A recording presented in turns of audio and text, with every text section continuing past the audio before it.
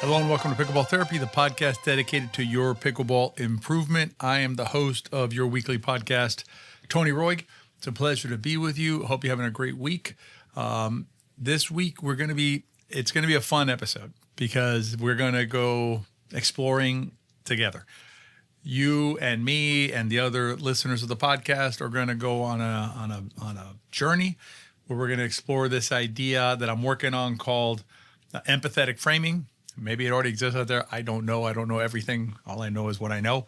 But it's a concept grounded in framing, as the name suggests, where we're going to look at using framing to better, or perhaps to more constructively or healthily deal with adversity on the pickleball court. And then this is one of these concepts that's awesome because you get to use it anywhere in the world where you're facing adversity in terms of interpersonal relations with another pickleball player, a situation, or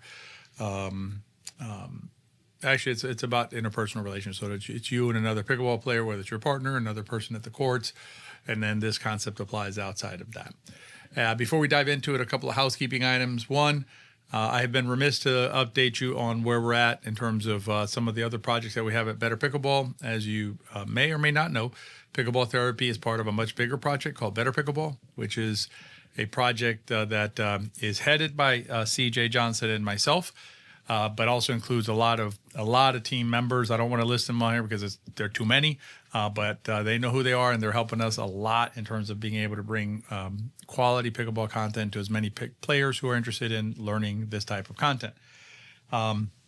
But a couple of the initiatives that we have that are going on right now that you might be interested in are, one, we have been doing some work with the PPA and MLP. Those are the two of the most significant pro tours, if you will. They have the highest ranked players in their tour. So we've been doing some game breakdowns, some analysis, and things like that on our channels, which I think is a really interesting way of looking at pickleball differently, right? So, it's watching pros, which is awesome, but it's also learning from them. And there's a lot that we can learn from the pros, regardless of level.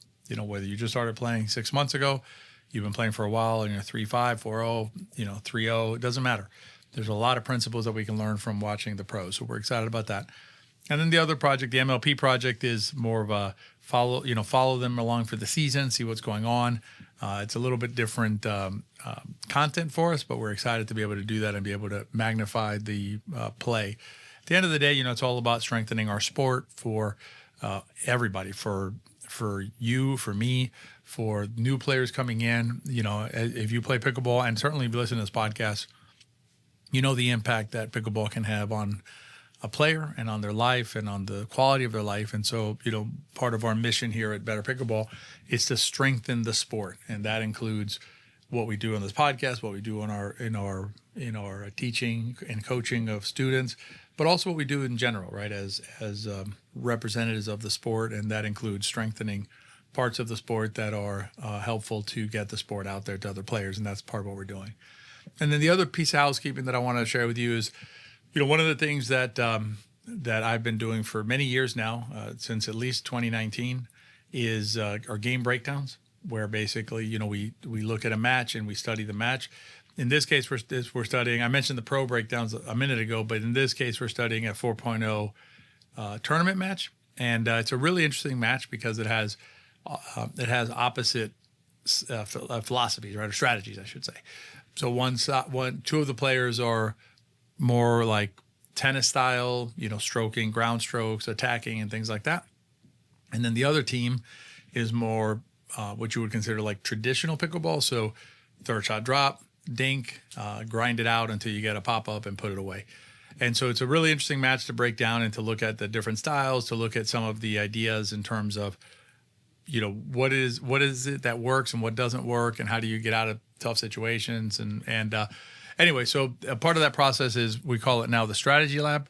We used to call them, game breakdowns or rally breakdowns. Now it's a strategy lab, which I think communicates it better. And we have a strategy lab coming up I believe it's on a Tuesday. It's at the end of April.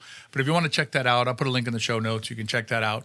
There is a cost for the Strategy Lab because, there are costs associated with bringing you the content that we bring you. But anyway, you're welcome to join us and check that out. If you've never been to one before, I think you'll find it really interesting. All right, let's dive into this idea of the empathetic framing. What is it that we're talking about here? So, think about a situation at the courts, right? Let's use pickleball as our canvas today to explore this. So you're at the courts, and let's assume you're in like an open play or rec situation, and you're playing with a partner you haven't played with before, you know very little of, and that partner is just, turns away. It appears that they drop their shoulders when you miss a shot. It just seems like they're kind of miffed, right, when they're playing with you. And so it's pretty natural for us to react negatively to that feedback, right? It's rude. It's not something that we think is appropriate. And I'm going to share a personal story in a minute, but let's explore that one for a second, right? So this partner situation, the other situation, and I'll share it after I set it up. It's just where you're at the courts and you have an experience with another person at the courts. That's just not an agreeable exchange. And I'll share the story with you. So let's give it some more form. So I'm playing a preparatory match, right? So it's basically getting ready for a competition, upcoming competition. And it's me and my mixed doubles partner against another mixed doubles team. And so we got there early to the courts. These are public courts. We got there early to the courts, and the courts, I think the one other court was being used. There's 6 courts total. So we get on the court, we're playing, everything's fine. And then we're in our second game, and the courts start filling up, which is fine, And we're in the middle. I think the score at that point was 6-6 or 6-5, and then a gentleman comes over and lets us know that that we need to give up the court when we're done because, or 2 in and 2 out. That's the sort of the rules of the place. And there was a little bit, one of the players on the court didn't respond favorably to that, but I jumped in immediately and I said, I told the gentleman, I said, okay, let us finish this match and then I'll come over and I'll talk to you. Okay, let's finish the game because we're in the middle of a game, right? When he comes over. So, wouldn't you know it, this is one of those games that just goes on. And, we're all pretty good players on the court. And so these games can get bogged down because of the return side play is good. So you can't score points. So we end up at 10-10. And then, it's taking a while. It's like, it's a grind, 8-8, 8-8 for a long time. Then finally it's 10-10. And at 10-10, the same gentleman comes over. Now he has a posse. So now it's him, it's another gentleman. And I believe there was a lady, I'm not 100% sure, but there was 3 of them that came over. And anyway, so he comes over and he says something to us. And I said, but, I told you I'm going to come over when the game is over, right? That's what I said. And he takes a step forward and he says, he's already pretty close to me. He takes a step forward and he says something like, oh, what are you guys playing forever or something? And so I look at him and I say, why are you taking a step toward me? Now his other, or why are you being aggressive or something like that? And then the other gentleman who turned out to be a true gentleman, and I'm not saying this gentleman wasn't the first one. And I'll explain that in a second with the empathetic framing. But the other gentleman whose name was Mike, super nice guy. He looked at me, he goes, oh, okay, you listen, that's great. Just please come find. I said, yeah, absolutely. I'll come over and I'll find you. And then, so then we finished the match, but by now, like the 4 of us are kind of like, we're put off a little bit, right? We're like, now we're thinking about this stuff and it just, the play deteriorates for the next couple of rallies. Anyway, we solved the thing with the court, right? But what I wanted to talk about is like, how do we deal with the first gentleman, right? The one who was clearly perturbed and clearly thought it was like his role in the universe to police the courts and to ensure that whatever was happening, and also to challenge when another human being just like him told him that we hadn't finished the game, which we hadn't. And anyway, so how do we deal with that? Right? How do we deal with situations where you have a partner that maybe is acting a certain way or another person that's behaving a certain way? And I started thinking about this idea of using framing to think through that, right? And to maybe come up with a way of dealing with it that is more constructive and healthier for everybody, including us. So in my case, including me, and in your case, including you. Okay. I mean, I try to live by this idea that, as long as I don't interfere with your rights or your ability to make your way through life, then I kind of get to do what I want to do, and so do you, right? You get to live your life the way you want to live it, as long as you don't interfere with my thing. That's kind of my operating principle, right? But so it's important, but it is important for you as an individual to experience your life in as positive a way as possible, right? Without these types of things bringing you down or weighing you down in ways that don't really make sense at the end of the day. And so, one way to deal with it was, you could go kind of Buddhist on it, right? And you could be, and remember, I told you we're going to work through this, right? So sometimes this is development in process. Even the name of it kind of came to me as I started making some notes about the idea. So you could go totally Buddhist on it, right? Which is like, this is the live in the moment, and what just happened, and you can't impact how I feel and things like that. That's good stuff, right? The idea that no matter what, no matter what you say to me, they're just words until I let them impact me, right? That kind of thinking, it's fantastic, it's great, but it takes some time to get to that place, and I'm not at that place. So what about if we took framing that was more empathetic toward the other actor? Because what we're doing in those situations when we have an adverse interaction is we are reacting to something that another actor is doing. So in my case, it's the gentleman coming to the court. The first time, okay, we're new to the courts, we don't know the rules, and fine, okay. Second time, it starts off not great, but then it gets worse, right? When he's, when I tell him the situation and he just decides to, to close ranks with me, and I'm looking at him like, I guess we're throwing down or something. I don't know what's happening here. But the empathetic framing would be like, I don't know his life. I don't know this person, right? I never met him before. And I have no idea. Like, is it possible that he's going through a tough time? Is it possible that, he lost somebody close to him recently, or he's going through a separation, or I don't know. I have no way of, I don't have any idea. Health issues. I mean, there's a million things you can think of, right? That could be something that's weighing on this person, and that caused the person then to take a position on something that is, from my perspective, not necessary, right? And maybe even unreasonable, but that's from my perspective. The empathetic framing is allowing this person to have their own place, their own their own thing, right? Their own way of doing it, without judging the rightness or the wrongness of it, by being empathetic to them and allowing it to be maybe just something that they're going through, And so it got me to thinking about, I wonder if we could do that big picture. You're playing in a match, and someone's just being an a-hole, right? I guess it's podcast, I guess asshole. So someone's just being an asshole, right? They're just being wrong. And, you remember, you still have the agency idea. I don't know if you haven't listened to that podcast. We did a podcast and we wrote a blog about it. You can find it at the website at betterpickleball.com. But it talks about the idea that I think it's called No Thank You is the name of the blog. But the idea there is like, if someone's just going to be like demeaning or, rude or whatever, you don't have to play with them. You do have that agency to, you can protect yourself, right? That's okay. But if you do choose to play with them, right? Or if you're trying to, figure out like, why is this person so whatever, right? Could be a number of reasons. And I will also say, some of those reasons can be cultural. You could be playing with somebody from a different, even not just a foreigner who lives here, right? Or someone who with a background from another country.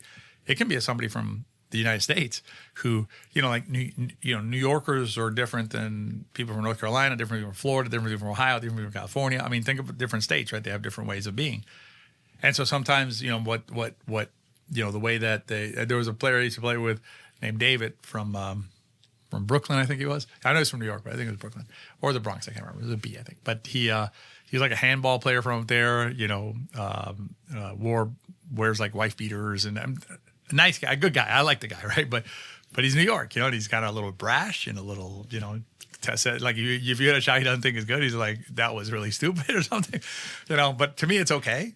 But my point is, in this framing, in this context, or this conversation, is understanding that David has a different background than I do, right? He has a different way of expressing things, and maybe it's not the way I would express it, right? Maybe if I was the one expressing it that way, that'd have a certain meaning to it, right?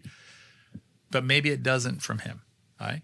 Or again, maybe he's just, he or she or whoever it is having like a bad day or a bad week, and so if we can start from that premise, meaning you have a negative interaction or interaction that you're going to, like your initial instinct is to go negative on, right? And negative is, it's not a judgment on you because it's normal, right? Like they said something and you're like, that didn't sound right to me, right? That felt like it attacked me or felt like it made me feel bad or whatever the negative is, right? So that's your initial natural response to it. Maybe you take a moment and you say, you know what, maybe I give them the benefit of the doubt, meaning maybe it's just a bad day for them. Maybe they fill in the blank, right? Something happened to them that is occasioning them to behave in a way that perhaps is not, it's not like their like core personality to just be an asshole, right? They're just not, that's not the thing. It's just a bad day. And that empathetic framing then allows you to avoid the negativity for yourself, right? Because whenever you have a negative reaction, remember it's not just like an objective negative reaction and like goes on a scoreboard or something and it's not a big deal. It's like nothing.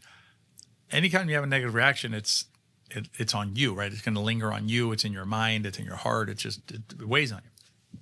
And so if you can approach it from an empathetic framing, it's good for them, for the we'll call them I'm trying to think of the word. It's not aggressor, but it's for the other person, right? For the person who's behaving not the way we want to. But it's good for them, right? Because you're being empathetic and you're allowing it to be, okay, maybe they're just having a bad day. But it's also good for you because you can avoid taking it personal, right? Taking it like it's something about you. Instead of being about you, just make it about them and leave it at that. Because there's really no, if you think it through, right, there's no game plan. There's no action item. There's nothing what are you going to do? They said something rude or they behaved in a rude way. And if you can let that go behind you, right, and not go, you don't have to go quite to the Buddhist level of just, you can't hurt me unless I let you kind of a thing, which is, again, fantastic. You can use this empathetic framing maybe to give you like an ability to get out of that situation in your mind by allowing it to live where it needs to live, which is with them and not with you. So hopefully this idea of empathetic framing made some sense as we work through it. And, like everything on the podcast, if you listen to the podcast for a long time, you might know that this podcast it began in 2020 as a personal journey for me, as a personal development project for me. And so some of this process is working through some of these concepts as they develop. And I assure you that I will be noodling over this concept over the next period of time. One more piece of housekeeping before we wrap today. If you're a therapist, and my guess is if you're a therapist, you made it this far in the podcast if you started listening to it, be on the lookout for an email. I'm going to do a little town hall for us, a little meeting for us where we can all get together, kind of share what's going on, see what's going on with the podcast. I want to give you guys some updates. And in total transparency, I'm going to ask you guys to see if you're interested in a couple of upcoming projects that we have with the podcast and with the book, which will come out. I actually had a conversation today with a book publishing representative. So I think we're taking steps. We're moving forward. All right. Hope you enjoyed this week's podcast. As always, if you have a minute, rating and reviewing helps us if you have a moment. Also, one other thing is if you don't mind subscribing to the YouTube channel, if you haven't done that, it's same name, Pickleball Therapy on YouTube. We have over 1,000 subscribers on there, and that's great. But the more we can get traction on YouTube, then we'll be able to reach players through that medium as well. And as always, if you enjoyed this podcast and this idea of empathetic framing, share it with your friends. If you enjoyed or benefited from this podcast, I'm pretty confident they will be too. I hope you have a great week, and I'll see you on the next episode of Pickleball Therapy, and hopefully I'll see some of you all in the strategy lab. Be well.